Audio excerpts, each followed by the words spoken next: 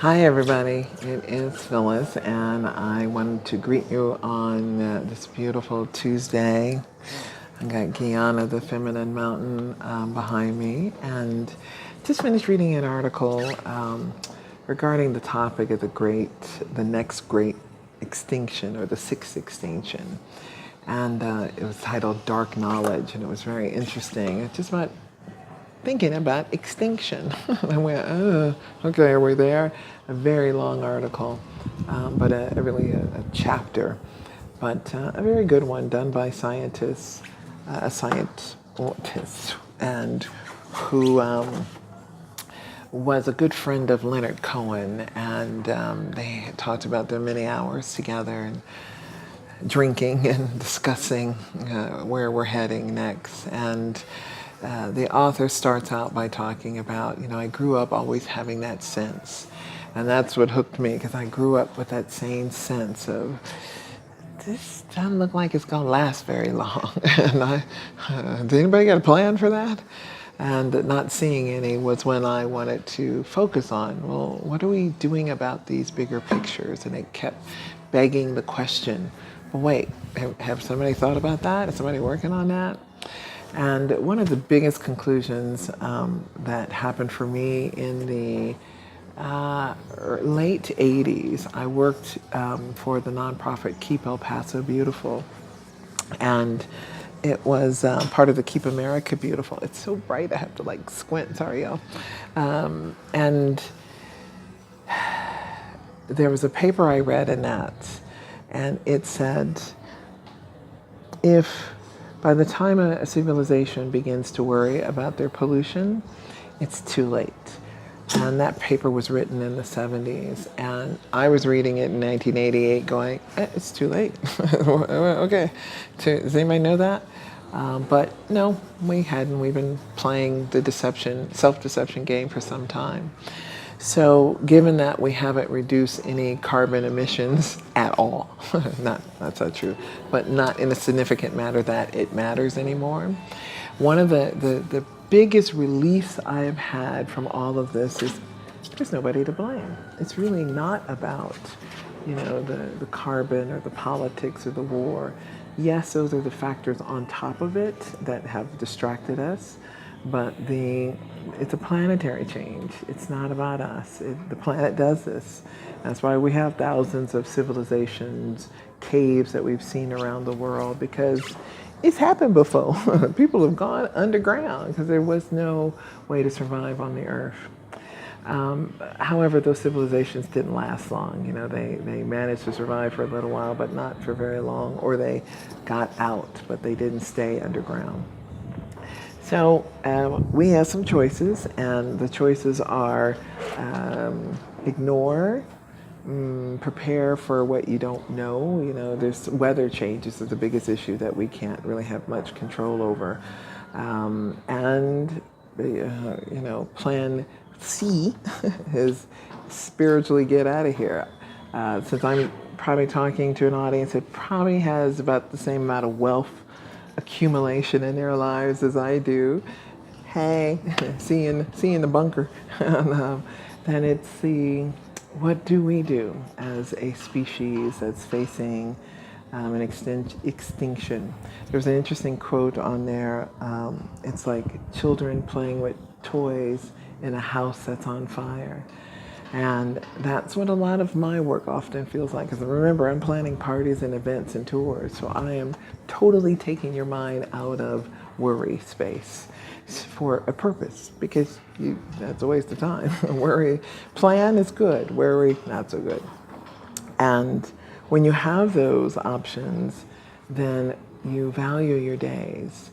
And one of the things I've learned most in doing the deaf doula work, or end of life consultant, is to plan those end of days like you want them. And it is a privilege when you know your days are coming to an end. You think clearer if you don't have drugs, keeping the pain away. And in my service to clients, and they wanted to plan their goodbyes, it was like, well, who do you want to say to? Who do you want to forgive? Who do you want to, flip off one more time? I wouldn't advise that one, but the will, are you going to leave more fights in your afterlife than during your life? And what does that look like? And what do you want to spend your last days doing? And so one of the exercises I have folks do when I do a Deaf Cafe is to answer this question. If you only had a year left, what would you do? What would you do with that year? Seriously. Don't worry about how you're going to die. Hopefully it's one of the quick and fast ones. That's the one everybody wants. So let's go with quick and fast. What would you do with the year? It's 2020. It's March. 1 year. What are you going to do? One more season, one more spring, one more summer, one more fall, one more winter. What do you want to do? Now, if you can map that out, which I hope you will, and take the time to do so, then I hope you will do it again for 6 months. And let's just say the end of the year. I'm going to do that. Last year, what do you want? What legacy are you leaving behind? What have you done with your money? What have you invested in? Is it someone to give it to? It's kind of like, because we're all going together. And we may not. The thing is, the floods and the storms will happen all over the planet at different times. So the press will be very good about keeping us unaware. So if you're not paying attention, then you're just oblivious, as they say. The other is to make a plan to give it away, enjoy it, spend it, party, whatever you're going to do, do it. And then, as my Mayan teacher, who after 2012, I said, well, what was the wisdom that came after that? And they said, well, continue to do as you always did, chop wood and carry water. So we will work until we don't need to. And so it's nice. It's just hard to make long-term planning. Like the 20-year plan, investing in stocks for a 30-year return. I'm like, really? Of all things, please, can we get rid of the stock market? Can we do better than that? Can we depend upon the land, or will there be any land to depend upon is the question.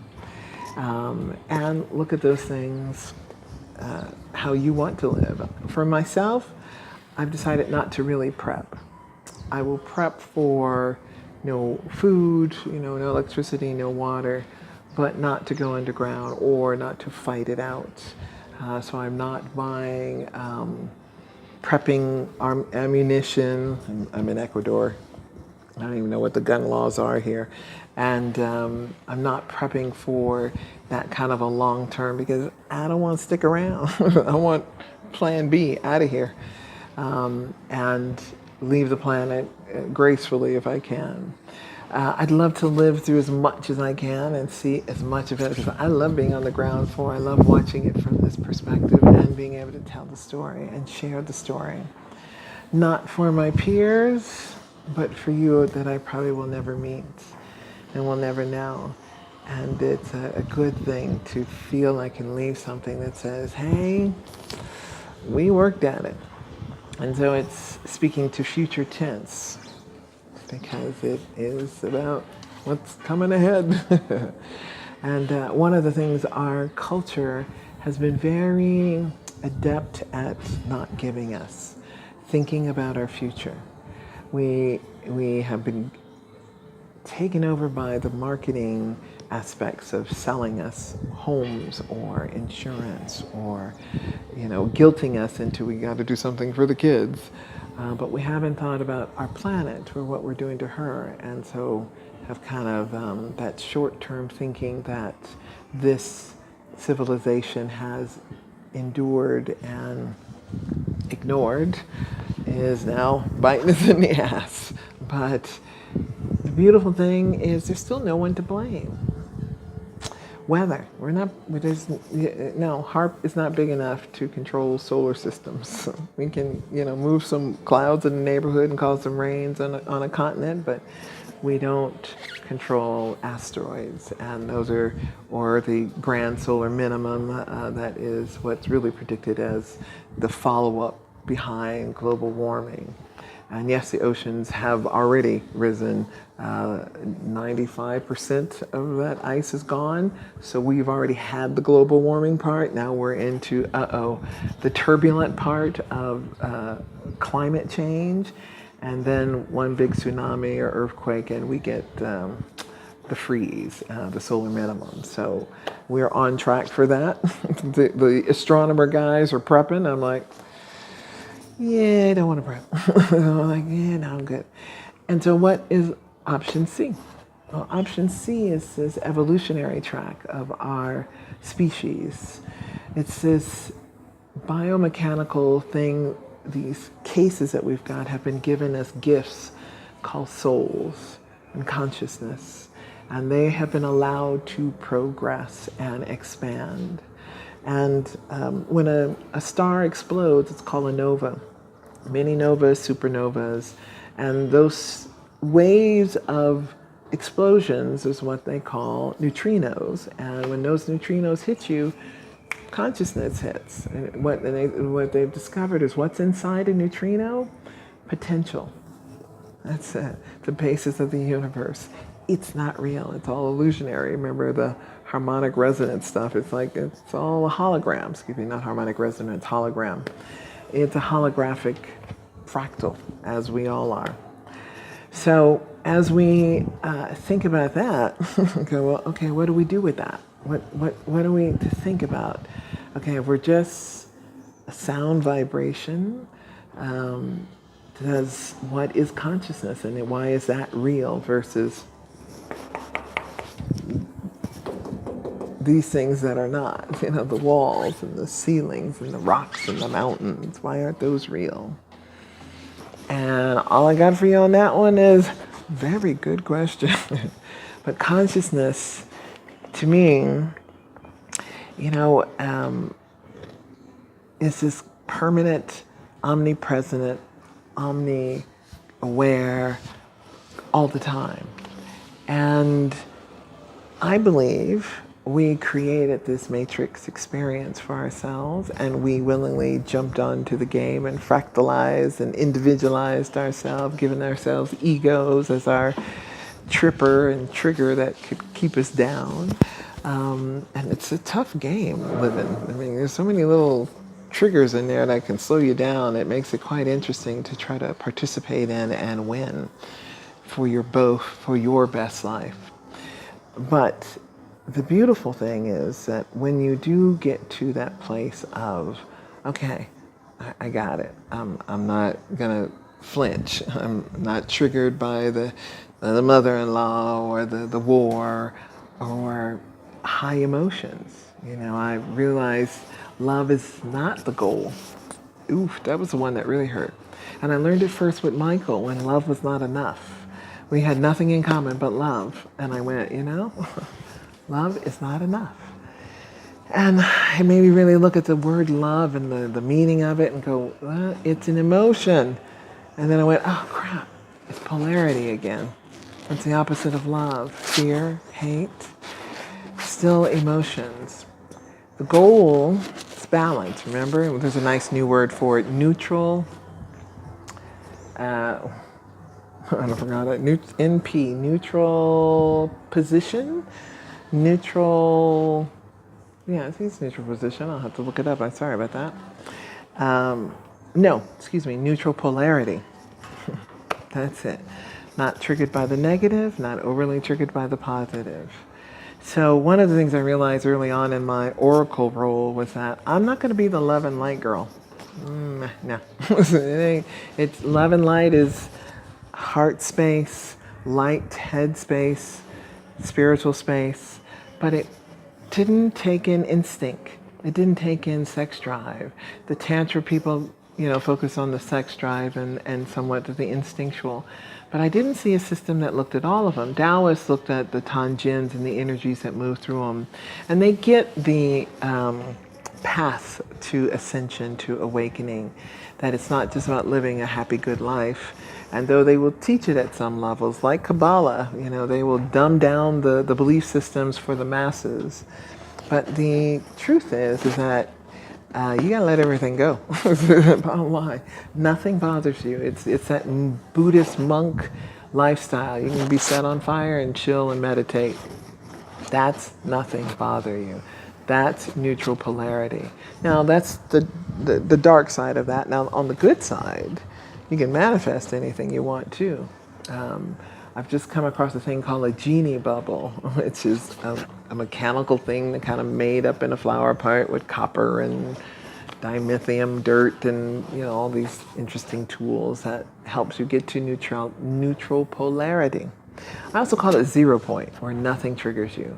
And that is an interesting space. And in the upcoming soon, I'm going to be interviewing hopefully Sherry Fox, who is a woman who I've seen on the planet who models neutrality better than I've ever seen. And I'm quite curious about her work and how that has shown up in her life for her. So I'll be sharing that with you soon.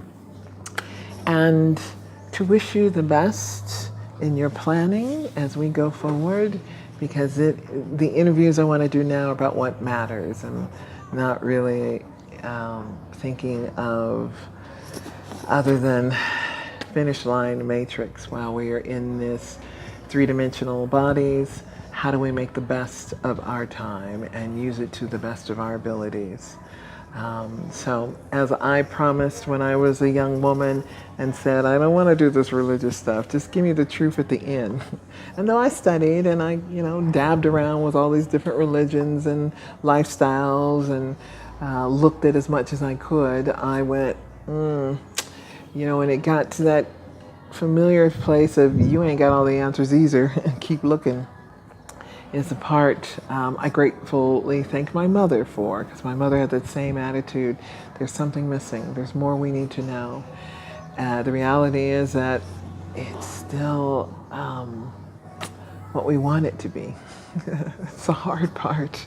It's really the hard part. Reality is what we've been told and what we've believed, but because we've owned those beliefs, that is your reality.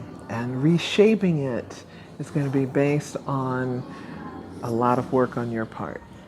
So it is about creating the reality you want.